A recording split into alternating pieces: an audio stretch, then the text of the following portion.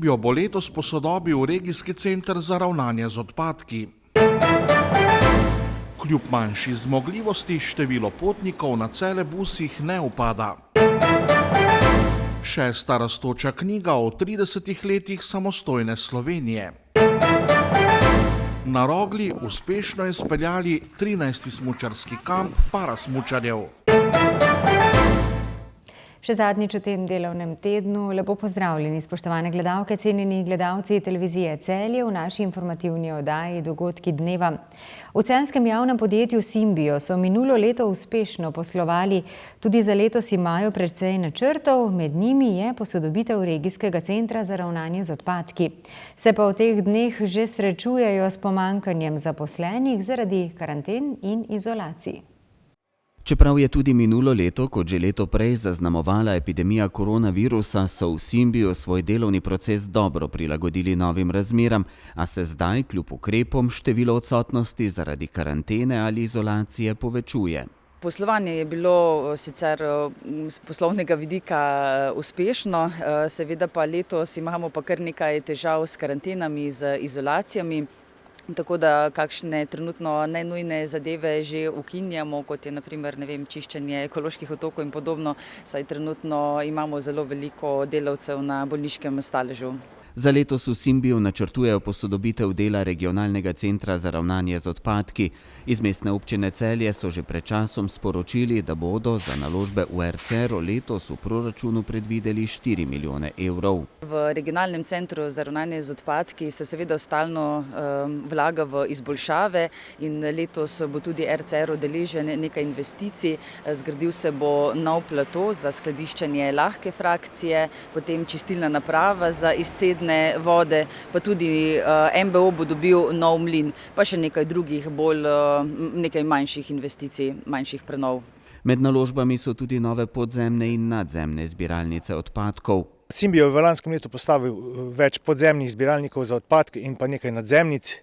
Vse te zabojniki se odpirajo z nožnim odpiralom in imajo predal za odlaganje odpadkov. V te predale za odpadke se grejo vrečke velikosti maksimalno 40 litrov za mešane odpadke in pa mešano embalažo, medtem ko v zabojnik za biološke odpadke se lahko odloži vrečka z največjim volumnom 20 litrov. V zabojnike za steklo in pa za papir se odpadki odlagajo brez vrečke. V kratkem bodo tudi stanovalci na Zelenici dobili nove nadzemnice, tako da smo prepričani, da se bo ta del mesta polepšal. Te nadzemnice že ima več stanovalcev na otoku, vgrajujemo jih pa tam v bolj strnjenih naseljih, tako da bo nekoliko več morda prostora za kakšno parkirno mesto ali pa za kakšne druge bolj prijetne dejavnosti.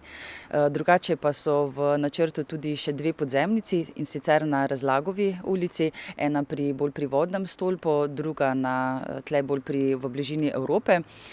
Drugače pa prihodnje leto tudi še dve nadzemnici na Slomškovem trgu in na Vodnikovi pri Miško-Knjižku nekdanjemu. Se pa po postavitvi novih podzemnih in nadzemnih zbiralnic odpadkov srečujejo tudi s težavami, zlasti z nepravilnim odlaganjem odpadkov. Težave opažamo predvsem pri odlaganju kartona in pa pri odlaganju mešanih odpadkov, kjer uporabniki odlagajo večje kosovne odpadke v te predale za odlaganje odpadkov, ki potem povzročajo zagozditev in pa neuporabo, se pravi nezmožnost odlaganja za druge uporabnike, kar povzroča velike težave, ki potem ljudje odlagajo ob zabojnike odpadke. Na tem mestu bi prosil uporabnike, da v primeru, da vidi, da okvara, takoj kontaktirajo na podjetje Simbio, da naše ekipe to ustrezno popravijo, da so potem zabojniki v funkciji. Še vedno opažajo tudi odlaganje kosovnih odpadkov, kot na primer pohištva, pa tudi drugih mešanih komunalnih odpadkov na ekoloških otokih. In to kljub temu, da je odlaganje takšnih odpadkov za njihove uporabnike v zbirnih centrih brezplačno. Kljub temu, da se je s prilagoditvijo ukrepom v javnem potniškem prometu zmogljivost mest za potnike v Celebusih nekoliko zmanjšala, v Namagu ne beležijo večjega števila upada potnikov. Pred prilagoditvijo ukrepom so Celebusi omogočili uporabo 20 sedežev in 14 stojišč, po uvedbi zadnjih vladnih ukrepov pa potniki lahko uporabljajo 17 sedišč in 3 stojišča. V letu 2021 so Celebusi prepeljali več kot 150 tisoč potnikov, največ decembra, skoraj 18 tisoč. Zasedenost Celebusov se povečuje, se pa epidemija in vsi omejitveni ukrepi pri zasedenosti poznajo. Pred začetkom epidemije so Celebusi januarja 2020 prepeljali več kot 26.000 potnikov, marca istega leta pa je številka z uveljavitvijo strogih ukrepov padla na 11.436 potnikov. Na Celebusih še vedno dosledno izvajajo pogoj PCT in nošenje mask. V Muzeju novejše zgodovine Celje so uspešno izpeljali 6. rastočo knjigo, ki letos praznuje 20 let delovanja. Letošnja prireditev je potekala pod naslovom Odtisi, srce in Slovenije 30 let. Sodelovali so tudi nekateri aktivni udeleženci osamosvojitvene vojne za Slovenijo.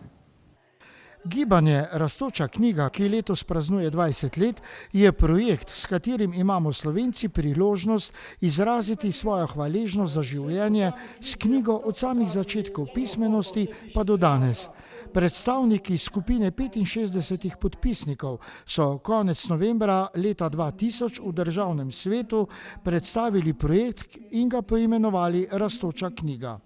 Obenem pa je bilo ustanovljeno tudi društvo Rastoča knjiga, katerega glavni cilj je udejanjanje arhitekturne stvaritve simbola rastoče knjige, ki ponazarja dosedanji razvoj ter identiteto Slovencev kot stalno učeče se družbe na najrazličnejših področjih ustvarjalnosti. Tako na simbolni način dobimo posebno rastočo knjigo, ki nenehno poudarja in sporoča, da hočemo biti narod znanja, kulture in odličnosti, narod rasti. Na celjski osnovni šoli Lava pa so k njej pristopili pred 7 leti. O značilnosti letošnje 6. rastoče knjige pa nam je več povedala ravnateljica osnovne šole Lava. 6. rastoča knjiga je res izjemna, ker je nastala na temelju 30 let samostojne države Slovenije. Želeli smo narediti en poseben pečat in pa seveda pogledati, kaj je bilo v teh 30 letih, ko je bila samostojna država Slovenija vzpostavljena, kaj nam je prinesla, kaj bi lahko rekli, da je mogoče kje tudi bilo zgrešenega na tej poti in predvsem želimo odpirati razmišljanja za prihodnost. Zato je 6. rastoča knjiga Odtisi, srce in Slovenije, tudi s tako pomenskim naslovom. Želeli smo namreč ujeti v razmišljanja odtise verodostojnih posameznikov, eminentnih ljudi in tudi mlade generacije, ki je pogledala na to našo prehojeno pot. Srce, ker potrebujemo zelo veliko srca, da smo dobri državljani, da pripadamo domovini, da delamo dobra dela in pa seveda brez narod ne more napredovati, ne more razmišljati in zato je tudi naslov sam že tako pomenski, da knjiga svojo vsebino, bogato vsebino ponuja različna razmišljanja vsakemu, ki jo bo vzel v roke, predvsem pa zelo različne poglede ljudi. Vsak pogled prinese nova razmišljanja in pa seveda tudi možnost, da kaj spremenimo pri svojih ravnanjih kot posamezniki, kot seveda pripadniki skupnosti, kot državljani. Na slavnostni predstavitvi v Muzeju novejše zgodovine v Celju so 6. rastočo knjigo v svet pospremili s kulturnim programom, ki so ga izvedli učenki osnovne šole Lava Celje Nika Oman in Ema Kramer ter učiteljica Monika Žuran. Z nagovorom pa so jo počastili podžupan mestne občine Celje Vladimir Ljubek, direktor Muzeja novejše zgodovine dr. Tonček Kregar in Iztok Leskovar, ravnatelj Srednje šole za gostinstvo in turizem Celje. Več o dogodku pa v reportaži v minutah za kulturo na televiziji Celje.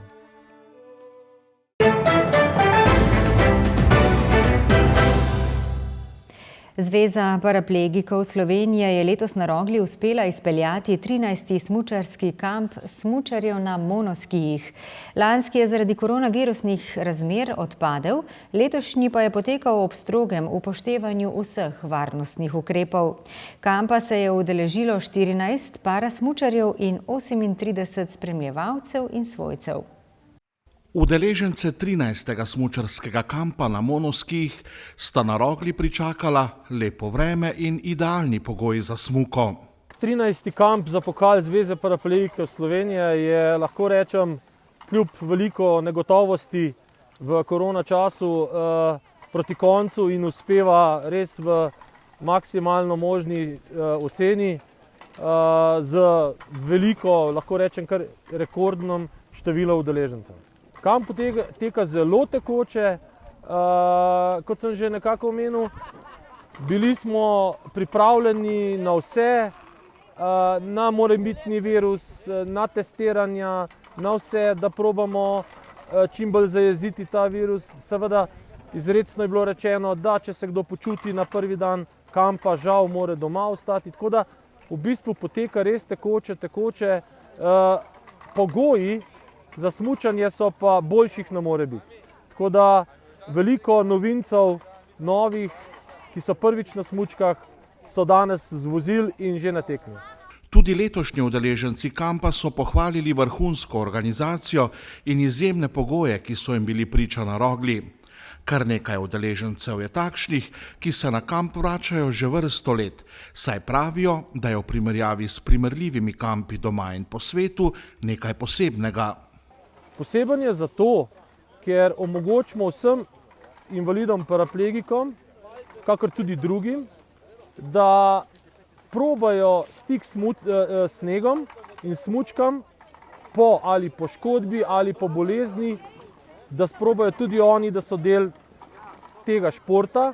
Seveda, na vse zadnje pa tudi ta paraolimpijska disciplina omogoča štart nekaterim, ki se kasneje odločajo za vrhunski šport. Med drugim je tukaj med nami tudi Jernej Slivnik, ki je bil na prvem kampu v Kranjski Gori in seveda čez dober mesec bo na paraolimpijskih igrah. Zadnji dan kampa so se tekmovalci preizkusili v veleslalomski tekmi, ki je bila sestavljena iz 3 tekov in jo je po pričakovanju dobil najboljši slovenski parasmučar in paraolimpijec Jernej Slivnik. Taki kampi so res super za razvoj smučanja v Sloveniji.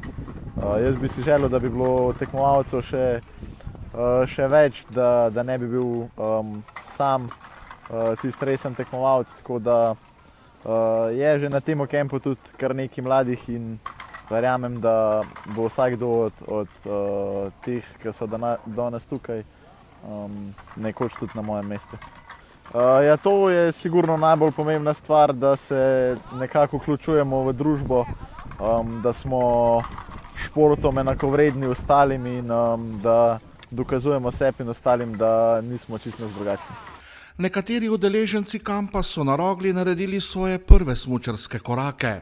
Krat na tem kampu, pa prvič sem na monoskiju, prej sem bila na biskiju,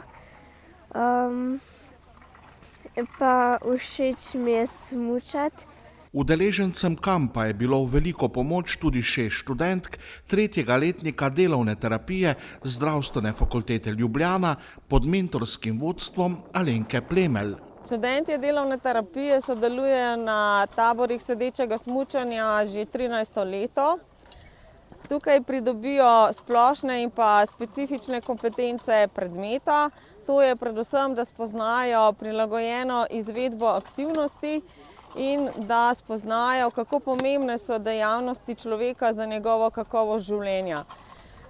Šport, gibanje za vsako invalidno oziroma za vsako osebo z manjšo zmožnostjo je ključnega pomena za njegovo delovanje, ohranjamo zdravje, prinaša dobro počutje, zmanjšuje stres in prispeva k njegovi kakovosti življenja. Vloga spremljevalcev na taboru je zelo pomembna, ker osebam z paraplegijo ali tetraplegijo pomagamo pri različnih stvareh, smo jim v oporo, v pomoč, pri presedanju z monoskija na voziček in obratno.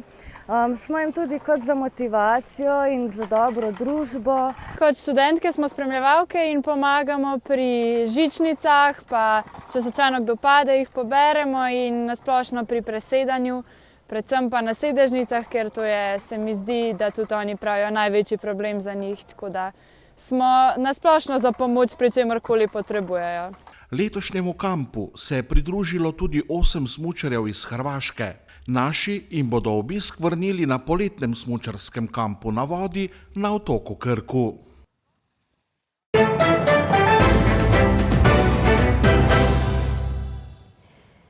Jutri dopoldne bo pretežno oblačno, popoldne se bo od severozahoda počasi jasnilo. Ponekod bo pihal jugozahodni veter. Najnižje jutranje temperature bodo od -9 do -2, ob morju okoli 0, najvišje dnevne od 3 do 7, na Primorskem do 10 stopinj. V nedeljo bo na severovzhodu sprva še pretežno oblačno, dopoldne pa se bo razjasnilo. Drugod bo precej jasno. Predvsem na severovzhodu bo pihal severni veter. V ponedeljek čez dan se bo od jugozahoda pooblačilo, a bo večinoma suho, pihal pa bo veter zahodnih smeri. Toliko za danes. Lepo se imejte in prijeten vikend želimo. Se slišimo spet v ponedeljek. Nasvidenje.